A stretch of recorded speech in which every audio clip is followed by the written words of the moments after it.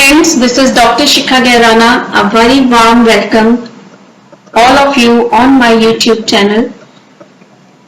This channel is designed for physiotherapy students, internship students and professionals.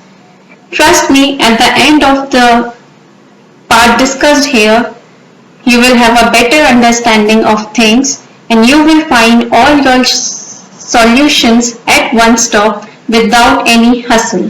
So let's not waste any time and we'll start from today's topic, hip joint anatomy and physiology made easy. So as we all know, hip joint is a ball and socket synovial variety of joint. So whenever we are talking about ball and socket and synovial variety of joint, synovial has three properties. It has capsule, it has articular cartilage, it has labrums, it has synovial fluid.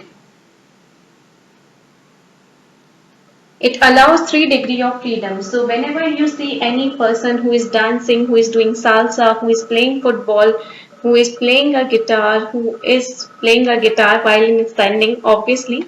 So everywhere when you find a person, everybody is performing hip joint in any direction.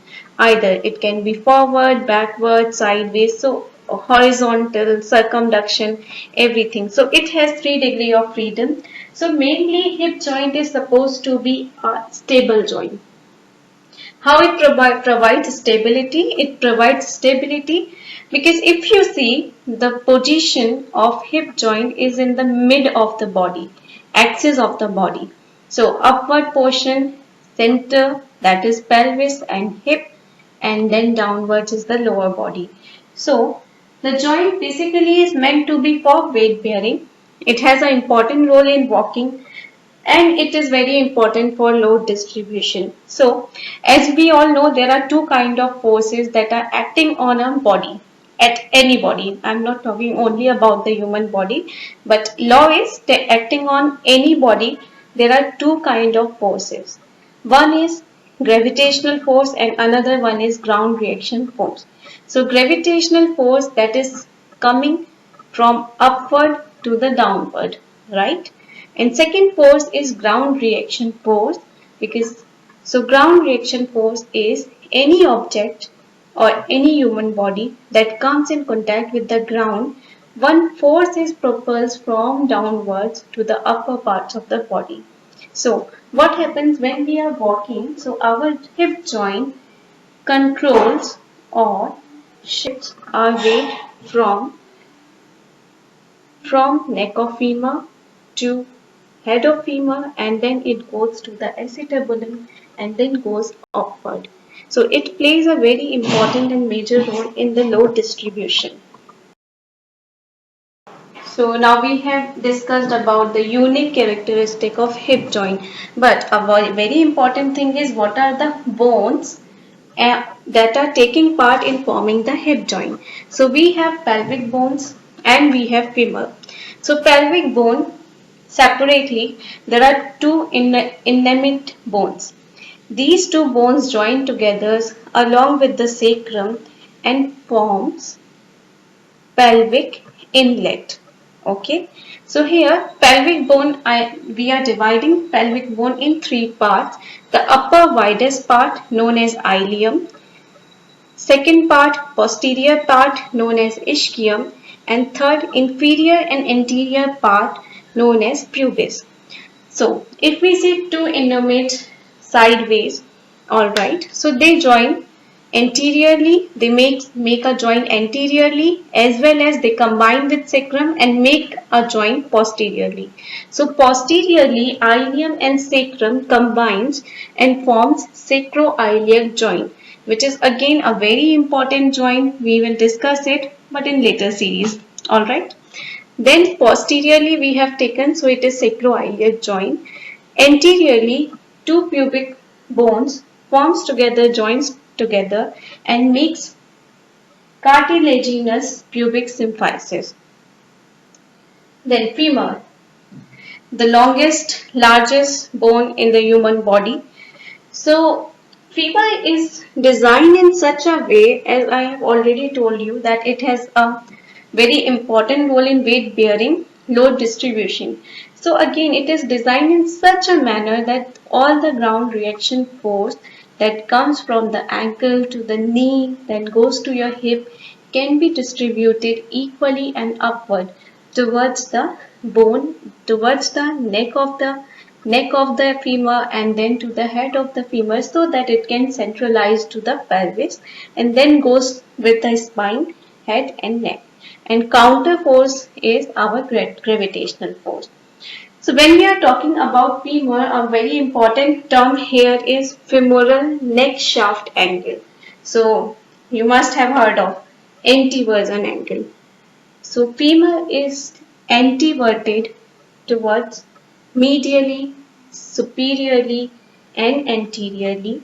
So femoral neck is slightly inclined. Alright.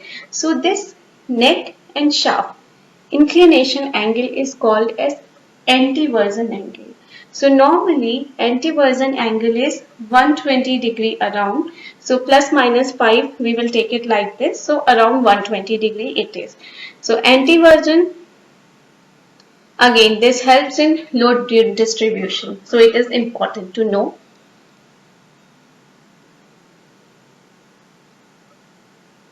Females has wider pelvis, so they have greater anteversion angle as well. There is another term that comes with femur is retroversion. When this angle changes or decreases, femoral neck shaft angle decreases, then it is called as retroversion. So this angle changes also comes in pathoanatomically because it changes the load distribution pattern in the bone. So we have some pathologies due to this, but here we are only discussing about normal basic anatomy and physiology. So in this section I will not go in detail of that.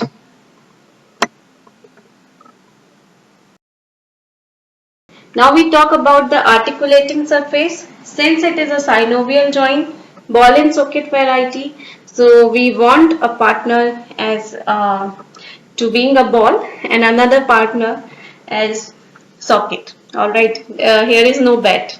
No bat and ball, here is ball and socket only. So for a socket, you need a surface that is concave, right?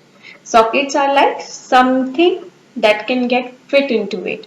So get fitted into it should be a spherical, round or a convex structure, and in which they are supposed to get fitted, that should be a cave shape or a depression or a hollow. So here the acetabulum works as a concave partner and the head of femur is working as a convex partner, right? So if you see the diagram, you can easily understand how both the articulating surfaces of joint facing. So acetabulum, if you see, it is facing anteriorly, laterally and inferiorly, whereas the head of femur is, if you see, it is going little bit of upward, so superiorly, anteriorly and medially.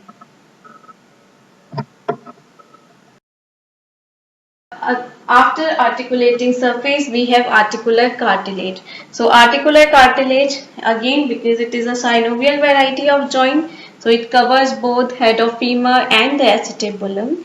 Acetabulum cartilage is very important because cartilage is a structure that takes loads of the joint. So wear tear of the articular cartilage, right? When we go to osteoarthritis, you always heard about this term, wear tear of articular cartilage. So acetabulum cartilage is a horseshoe shaped cartilage. Inferiorly it is not present. Alright. There is along with the acetabular cartilage, along with the acetabular rim, there is a cartilaginous tissue that we call as acetabulum labrum. Labrum is again very important structure because labrum helps to increase the surface area of the acetabulum so that it helps head of femur to fit snugly, to fit tightly into the socket of acetabulum. So it acts as a protective layer within the joint complex, and that is very important. Stability, because we are talking about stability along with the mobility. So hip joint is really a unique joint. Hip joint is supplied by femoral artery. So deep branch of the femoral artery known as profunda femoris artery. So majorly it is supplied by medial circumflex artery and lateral circumflex artery. Here also a very important thing I want to tell you guys, because you have heard of neck of femur fracture. So what happens in neck of femur fracture? There are chances of AVN, avascular necrosis. So in AVN, when there is a fracture at the neck of femur, so blood supply to the head of femur is reduced or is compromised, because head of femur takes blood supply from medullary shaft, shaft of the femur, retinicular vessels, and blood supply from ligamentum teres as well. So because the communication is disrupted at the neck of femur, so that's why the very clinically important fracture is an emergency situation fracture is neck of femur fracture. Helpful, informative, then kindly do like, share and subscribe to my channel.